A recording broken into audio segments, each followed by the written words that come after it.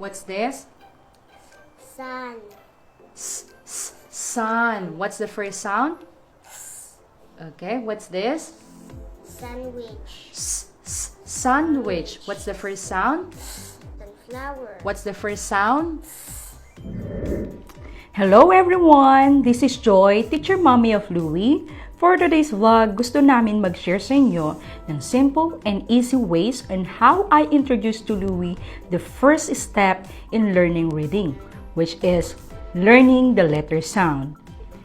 We have 7 strategies that we're gonna show you. How did we learn the letter sound?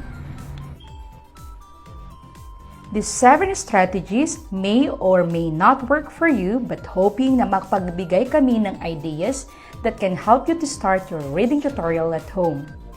And at the end of this video, we're gonna show you also yung mga sequence o pagkasunod-sunod ng mga letter sound that we used to follow within 30 days so that you have a blueprint on teaching reading. So, please keep on watching.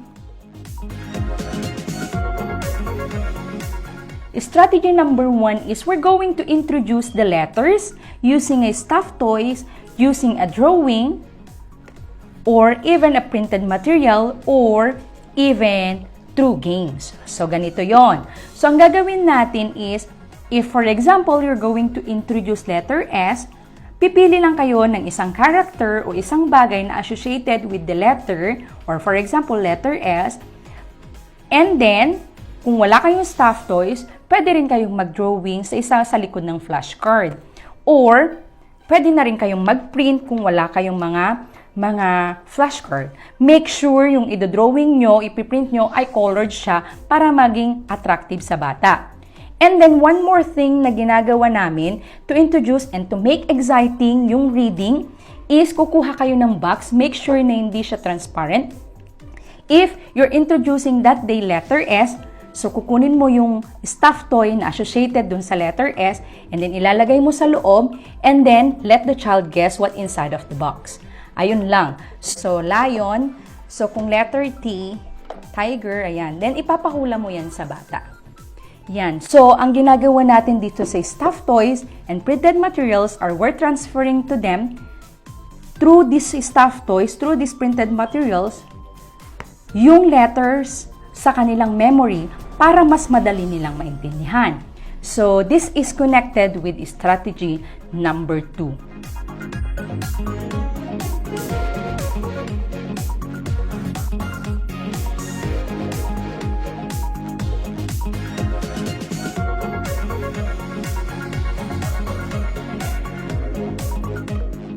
Right after we introduce the letter with associated character, we're going now to introduce yung movement nila. For example, letter S, and ang choosing character natin ay snake. So, pwede rin hindi lang siya animals, pwede rin siyang, kung letter L, hindi lang siya lion, pwede rin siyang yung mga familiar sa kanila na, for example, lollipop. So, let's go back to the movement. So, sa movement natin is, sasabihin lang natin, anak, the movement of letter S is like this. So, anong gagawin nitong movement na ito? Associated siya sa strategy number 3 natin na song. So, ito madali lang siya. For 1 minute, siguro matatapos nyo to. So, itong song na ito ay gawa-gawa ko lang po. So, wag kayong masashock o ay parang ang hirap naman. Hindi po. So, itong tune na ito ay Are You Sleeping? Gawa-gawa lang po ito. So, ang kanta natin dyan ay snake, snake,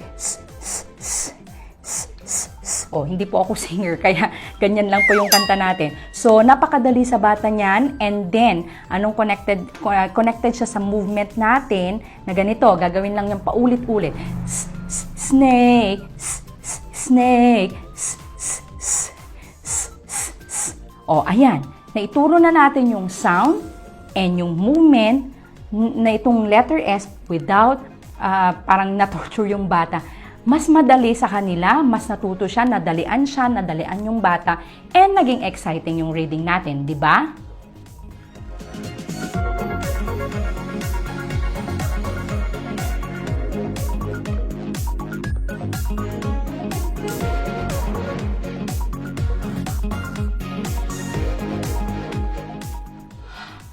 Okay, right after we introduce the letter using a movement and even a song, that is enough already. For just 1 minute, you have already introduced the letter sound in very easy way. Pero if you want more to expound sa bata para mas maintindihan niya, you can use a story. So yung story, hindi na kailangan ng storybook, hindi na kayo bibili. Pwede na kayong kumuha sa Google. Ito, print ko lang. If you don't have a printer or hindi mo na kailangan or hindi mo gustong mag-print, ay kunin mo lang yung character. Kung wala kayong stuffed toy, mag-drawing. Ito ay napaka-importante. Dapat meron silang nakikita. And itong character na ito, kung wala kang ganyan, so ang laman kasi itong story ko ay ganyan lang, oh. They go to the market, ayan lang. Ganyan. So, ganyan. So, kung wala kayong printed material na ganyan, ay pwede na kayong kumuha ng yung stuffed toy. And yan, dalawa. Pag-uusapin nyo lang. Basta yung loob ng story nito, ang concept nito ay merong sound sa loob. Yan. I am lost. So, lahat ng nagsasalita dito ay merong letter S or sound. Sound ang sasabihin natin sa kanya. Ayan. Ayan. And then, right after nating ituro sa kanya, the main content of this story is you have only 2 questions that you're gonna ask to the child. Number 1 is, who are or who is the character of the story? Ang sagot niya, for example, ang tinuturo nga natin that day is letter S. Ang sagot niya, syempre, ang sagot niya dyan ay snake. And then number 2 is, what sound do they make? Syempre, ang sasagot niya dyan ay kasi halos yun ang narinig niya dun sa story mo. So, di ba, mas na-introduce natin, mas na-appreciate niya yung letter sound through your story.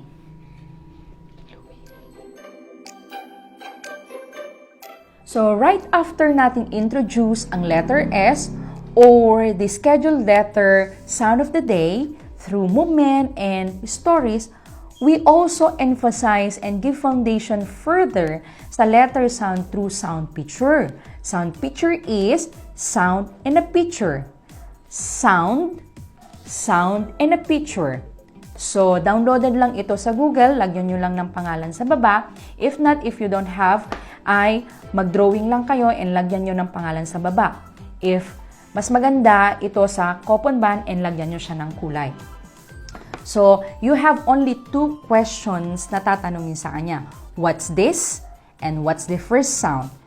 So, ang tanong nyo dito sa kanya, what's this? So, ang sagot niya, sun. Sun. What's the first sound? Pag hindi niya nasagot, of course, normal lang sa kanila yon. So, ikaw nang sasagot muna. Is the first sound. So, follow-up question mo sa kanya, sun. What's the first sound? Siyempre, sasagot niya na yan ay S. So, next picture kayo, next na naman kayo. What's this? Ang sagot niya sa'yo, sandwich. Sandwich. What's the first sound? And sagot niya sa'yo, S. The same as follows na gagamitin nyo on the next picture. What's this? Sun. What's the first sound? Okay, what's this? Sandwich. Sandwich. What's the first sound? What's this? Sunflower. Sunflower. Flower. What's the first sound? Spider. Spider.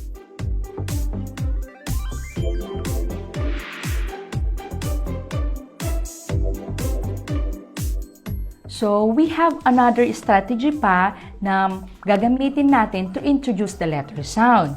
So, we will introduce the letter sound by using writing. So, hindi sa traditional way.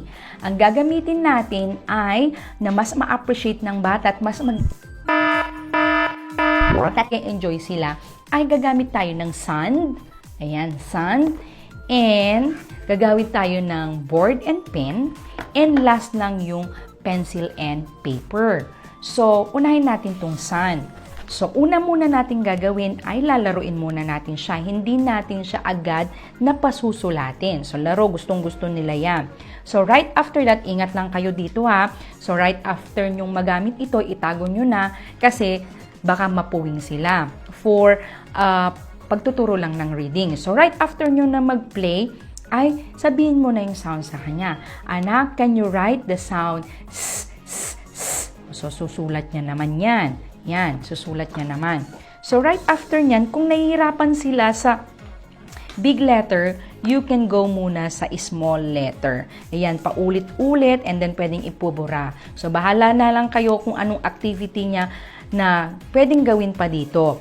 And then, right after that is kunin nyo na yung pencil ay yung board and pen. So, ang concept natin dito ay wala munang linya. Hayaan nyo lang na ma-picture nila sa memory nila, sa brain nila, yung letter na itinuturo natin. So, yung concept na ito ay napakadali lang. From the first strategy to here, siguro aabutin lang kayo ng mga 1 to 3 minutes or 1 to 5 minutes.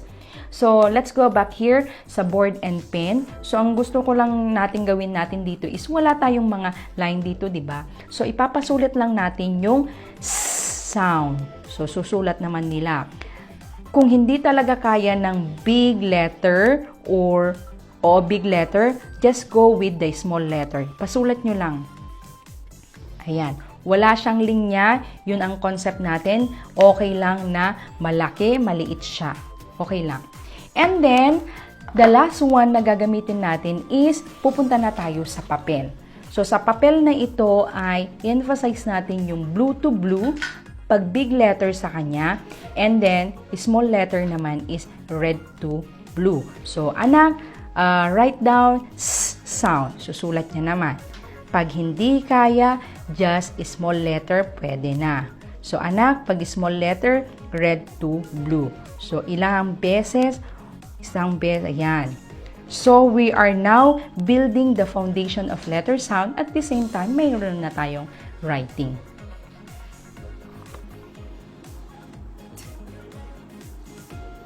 So, ang last natin ay to introduce the letter sound ay through letter spelling. So, sa lahat ng tinuro natin, ay ito yung magiging review natin sa kanila. So, for example, na ituro na natin sa kanilang S-A-N-T. So, we're gonna ask Louie na para isulat niya. To. So, Louie, can you spell the letter S? Okay? The next will be spell the letter A. A. And then spell the letter T.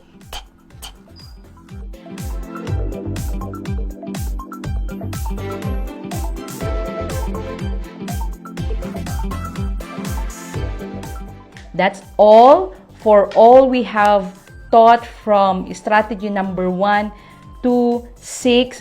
Ang pinaka-review natin ay strategy number 7. So, umpisa ng vlog na ito, as we promised that we will give you the letter sequence that we use to follow within 30 days of learning letter sound. So, this one is we learn from books and also from webinars. So, now, do we read all the letters, anak?